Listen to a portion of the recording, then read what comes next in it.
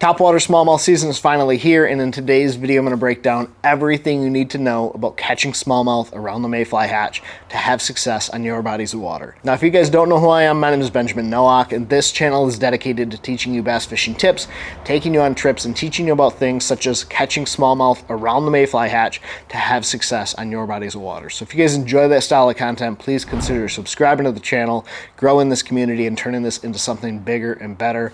But without further ado, let's dive into this thing. Now, what we're going to be talking about in today's video is really focused on northern style fisheries during the Mayfly Hatch. How to go out and catch smallmouth bass on these northern glacial lakes, Great Lakes, northern bodies of water while they're feeding on mayflies or bait fish that are feeding on mayflies. We're talking the Mayfly Hatch phenomenon, and I'm sure you guys have seen it.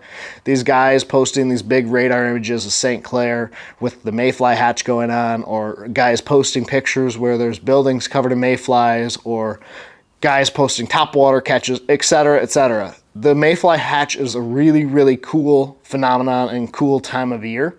And it's a very short window, but I'm going to give you guys all the information you need to know, the top 4 tips that you need to know for fishing around the Mayfly Hatch to have success on your bodies of water. Now, the first thing we're going to talk about is when this hatch happens, when this bite happens. Now, if you live up here in Michigan, it typically happens, even though it's called mayflies, it typically happens around the beginning to middle of June. It'll start down in the southern part of the state as the water temps start to rise, you know, in that 60 to 65 degree range, and then it'll kind of push upwards in the state. And you'll start to notice when you get to your bodies of water in the morning, these little mayflies showing up on the boat ramp, on the water, on the buildings or bathhouses near the water. You're going to start to notice these mayflies showing up. It's going to give you a pretty good indication that that bite is starting, but what I found is that even though the Mayfly Hatch may start at the beginning of June, this bite really picks up towards the middle of June, end of June, when those mayfly slicks have kind of been on the water for about a week or so. These bass will start to really get keyed in on that bite, and that's really when, for me, the Mayfly Hatch is the most dominant. But really, up here in Michigan and up here in the northern states, it happens when those water temps start to hit 63 plus degrees, and the mayflies actually hatch out of the bottom of the lake.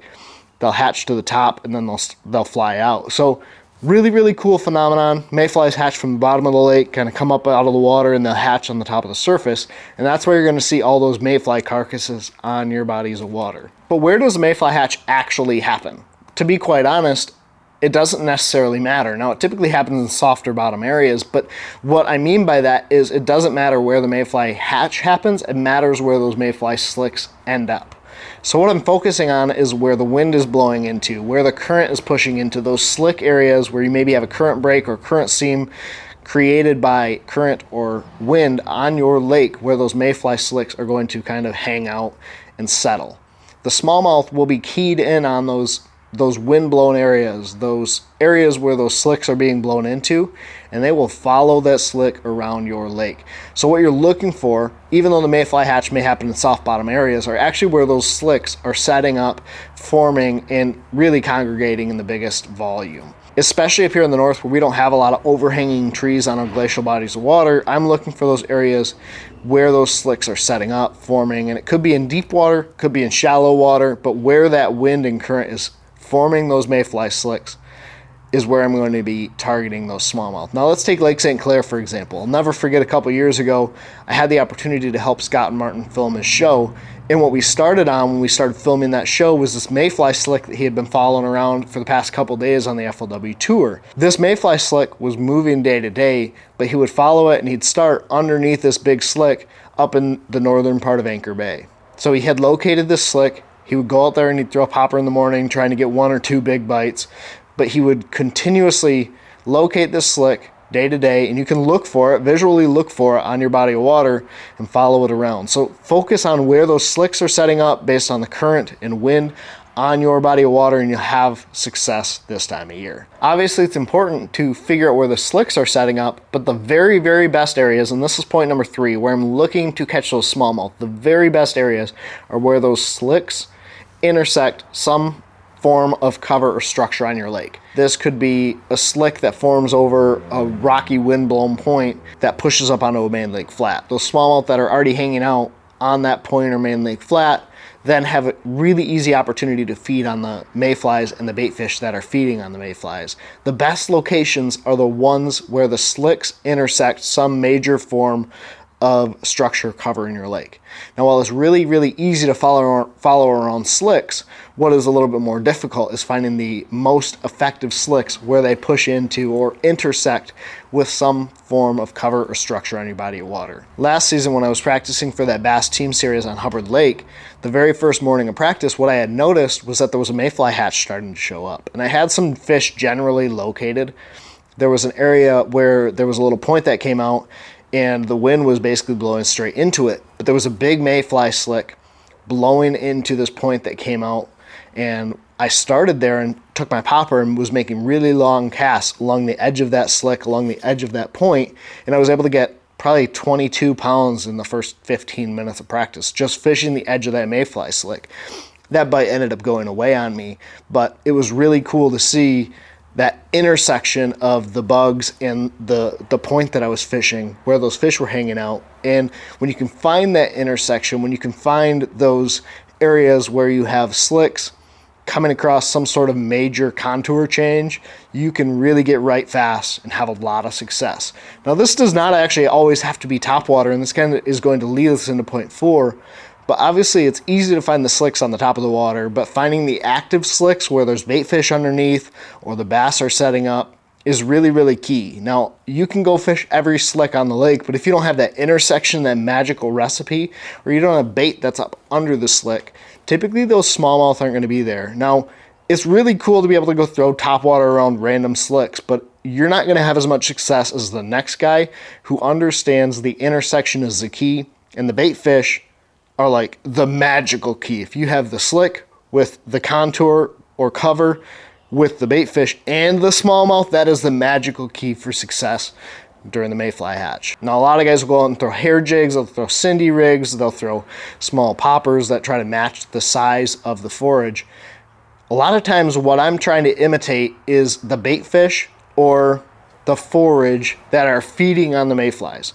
It's really cool to get on that topwater bite. It's really cool to get on that quick window where those fish are feeding really aggressively up in the slick. But what happens is, like, after 8:30 in the morning, those mayfly slicks can kind of die off. That topwater bite maybe slows down a little bit.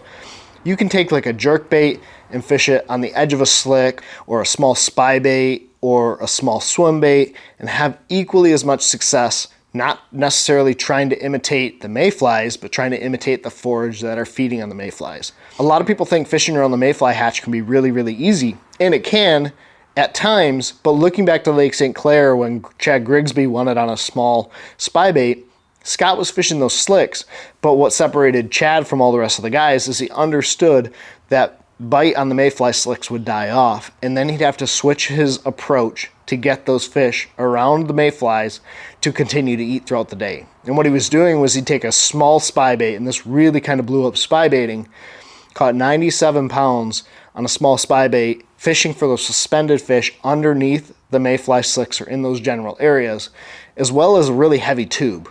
And that's something that a lot of guys overlook. They'll fish those suspended baits, but you'll take like a really heavy tube, cast it through that mayfly slick, it'll fall to the bottom, then you kind of pop it up off the bottom and get those fish to react to it. So a lot of guys will take and they'll throw like a hair jig or a Cindy rig, and they'll continue to focus on those slicks and trying to imitate the mayflies. A key way to catch those fish, still relating to those same areas, is like with a jerk bait, a spy bait, a heavy tube, or some of these baits that don't necessarily imitate the mayflies, but imitate the forage that are feeding on the mayflies that the smallmouth are truly, truly feeding on. Don't get me wrong, fishing the mayfly hatch can be really, really fun. It can have its days where it's really easy, but understanding the magic of the mayfly hatch will help you have success on your bodies of water. First thing you need to understand is look for those slicks on the top of the water. Then if you can find those areas where those slicks are being blown into with the wind or moved into with the current, is going to help you understand where to be looking for them. And when you can find that magical spot where it intersects some piece of cover or structure on your body of water, with the bait fish nearby, the smallmouth will be there as well. And then understanding how to manipulate your baits and manipulate the forage to get those big smallmouth to bite is when the light bulb goes off. So hopefully this gives you guys some information on how to target these mayfly slicks, how to go and have success for big smallmouth on northern bodies of water during the mayfly hatch. But if you guys enjoyed this video, give it a thumbs up. Please consider subscribing to this channel by hitting that button right there. That will subscribe you to the channel and let you know when I post more videos just like this one. Click this video right here if you want to hear me talk about catching largemouth bass around the bluegill spawn. And as always, thank you guys so much for watching. Take care, tight lines. God bless. Pursue your passion.